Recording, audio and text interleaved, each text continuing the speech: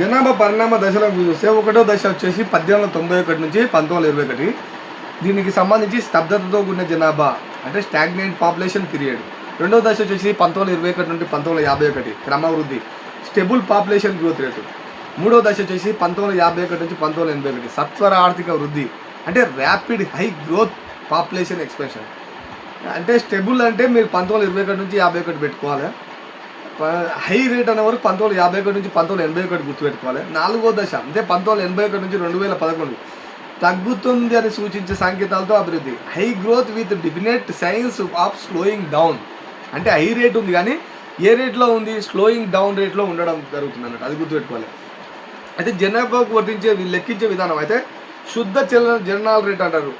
Crude birth rate ప్రతి 1000 మంది జనాభాకు జన్మించిన వారి సంఖ్య అంటే శుద్ధ జననాల రేటు వరకు సంబంధించి ఒక సంవత్సర కాలంలో జననాల సంఖ్య బై మొత్తం జనాభా ఇంటూ 1000.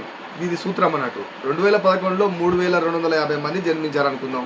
అప్పుడే మొత్తం జనాభా 2,23,000 అనుకుందాం. 1000 అంటే మందికి దీనికి కొట్టేస్తే 14.57% జన్మించారని మీరు లెక్క ప్రకారం చేస్తే. శుద్ధ మరణాల రేటు అక్రూడ్ డెత్ రేట్ అన్నట్టు 1000 మంది జనాభాకు మరణించిన వారి సంఖ్య. శుద్ధ మరణాల రేట్ అంటే అది జనాల రేట్ అంటేనే ఒక సంవత్సరం జనాల సంఖ్య వస్తుంది. ఇది ఏమో ఒక సంవత్సరంలో మరణాల సంఖ్య బై మొత్తం జనాభా ఇంటూ 1000 వస్తుంది.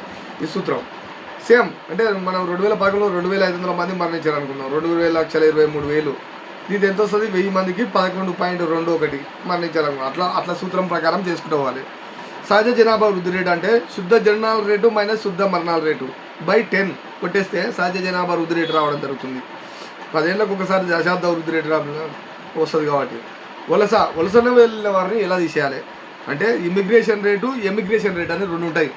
ఇమిగ్రేషన్ అంటే ఒక సంవత్సరంలో వలస వచ్చిన వారి సంఖ్య బై మొత్తం జనాభా ఇంటూ 1000. ఈ ఎమిగ్రేషన్ రేట్ అంటే ఒక సంవత్సరంలో వెళ్ళిన వారి సంఖ్య. ఎమిగ్రేషన్ అంటేనే వలస వెళ్ళడం, ఇమిగ్రేషన్ అంటే వలస రావడం. ఇమి అంటే మనసానికి రావడం, ఎమి అంటే పోవడం. ఒక సంవత్సరంలో వలస వెళ్ళిన వారి సంఖ్య బై మొత్తం జనాభా ఇంటూ 1000. వలస రేట్ అంటే immigration rate minus emigration rate. నికర జనాభా వృద్ధి రేటు అంటే సహజ వృద్ధి రేటు ప్లస్ నికర వలస రేటు. ఇలా నికర జనాభా వృద్ధి రేటు అంటే birth rate minus death rate plus immigration minus emigration ఇలా ఉంటాయి అన్నట్టు.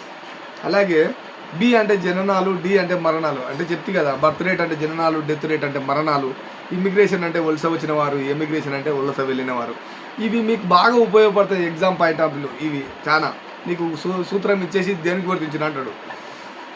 ఇప్పుడు మనము అలాగే వరల్డ్ పాపులేషన్ అంటే పాపులేషన్ ప్రాస్పెక్ట్ అని 2024లో UNO 11 జూలై 2024 ఇచ్చారు.